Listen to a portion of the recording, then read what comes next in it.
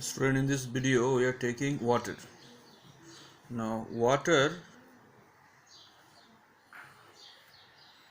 that we are using, the river water contains 0.001% of water. Most of the waters are present in oceans. Now the structure of water is this one. So the bond angle is 104.5 degree. There are two lone pair of electrons. So actually it is sp3 hybridized, but the bond angle must come 109.5 degree. But due to the presence of lone pair repels more than that of the bond pair. The bond angle reduces to 104.5 degree.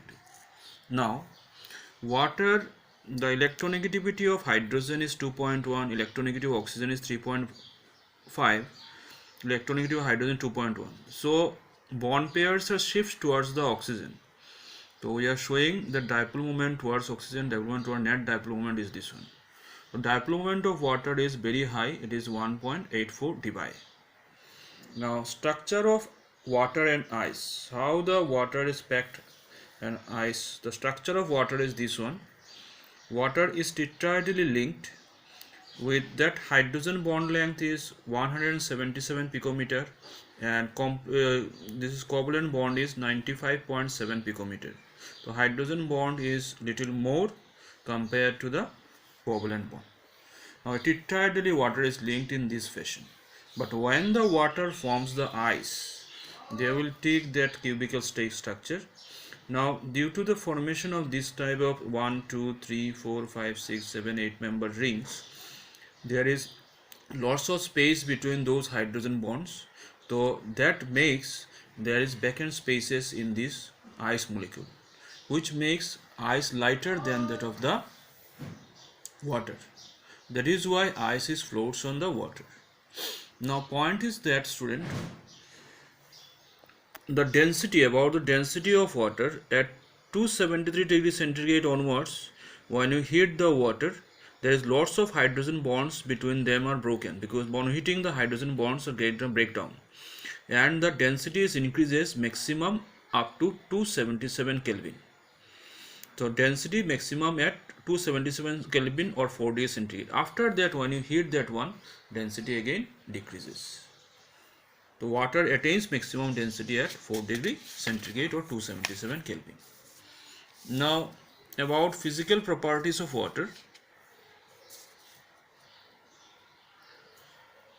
The freezing point, boiling point, heat of fusion, heat of vaporization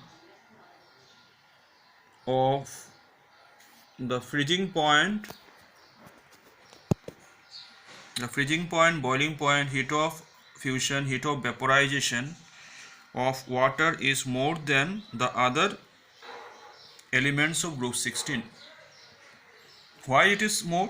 Because water can form hydrogen bond, intermolecular hydrogen bonding. So these properties are going to be high. Physical properties are going to be high due to hydrogen bonding. Now water, because of high dialectical constant. Dialectical constant is ability to break down the other compound, ionic compound generally, has ability to dissolve inorganic, generally ionic compound, and therefore regarded as universal solvent. So water has the ability to dissolve all kind of ionic as well as the organic molecules also. The ionic compound are going to soluble in water due to the ionic compound having ion and water having the dipole. So ion dipole interactions takes place. That is why ionic compounds are soluble in water. But covalent compounds, for example sugar, alcohol, these are also soluble in water. These are soluble in water because they can form hydrogen bonds with the water. So we can conclude that ionic compounds soluble in water due to the ion dipole interaction, whereas covalent compounds soluble in water due to hydrogen bonds with water. Now water has, next property is water has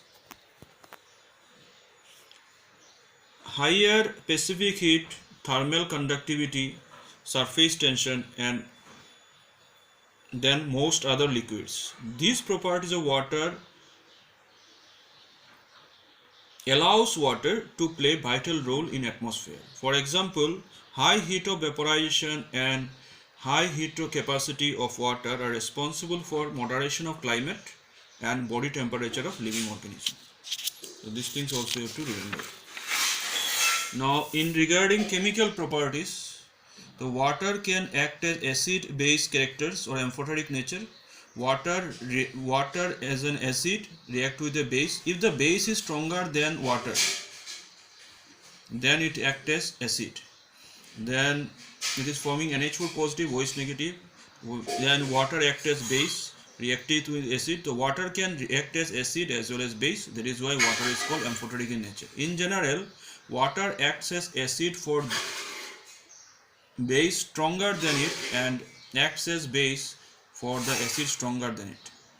Autoprotolysis. The water gets self-ionized, forming H3O positive, OH negative. This is called autoprotolysis of water.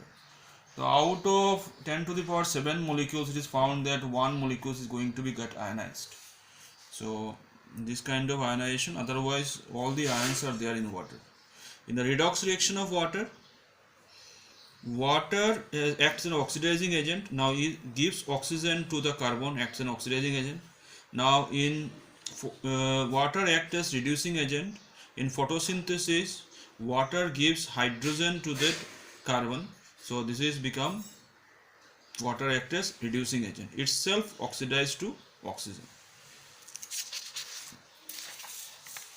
Now next one is hydrolysis reaction. In hydrolysis, water dissociates into H positive and OH negative. Water can hydrolyze many oxides, hydrides, carbides, nitrides, phosphides and other salts. So what happens? The water having two part, positive, negative, and if I take example of this one, calcium oxide, calcium 2 positive, the water negative part come and attach to the calcium negative, and water positive part come and attach to the oxygen. So in total it is become OH twice, so that becomes CaOH twice. Now calcium hydride 2 OH negative react with this one, H positive react with hydrogen, 4 hydrogens are there, and CaOH twice. So calcium carbide means calcium is 2 positive, we are taking 2 water. Clear? Now aluminium 3 positive, 3 4s are 12, we are taking 12 water. So that reaction is like that. Cu is 2 positive, we are taking 2 water. CuOH twice plus H2SO. Now copper sulfate solution is acidic in nature. That is why aqueous solution of copper sulfate is acidic. Now similarly, if I take sodium carbonate in water, so sodium hydroxide and H2CO3, so this is base. So that is why the solution of sodium carbonate in water is basic in nature.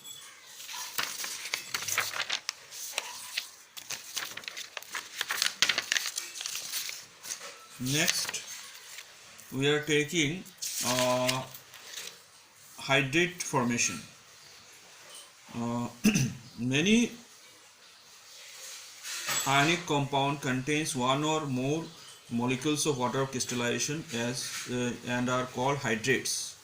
Now CuSO4.5H2O, FeSO4.7H2O, this is 5 molecules of water crystallization, this is 7 molecules of water crystallization, this is BaCl2.2H2O, 2 molecules of water crystallization. Now this water may be your coordinated, maybe your interstitial, maybe your hydrogen bonded.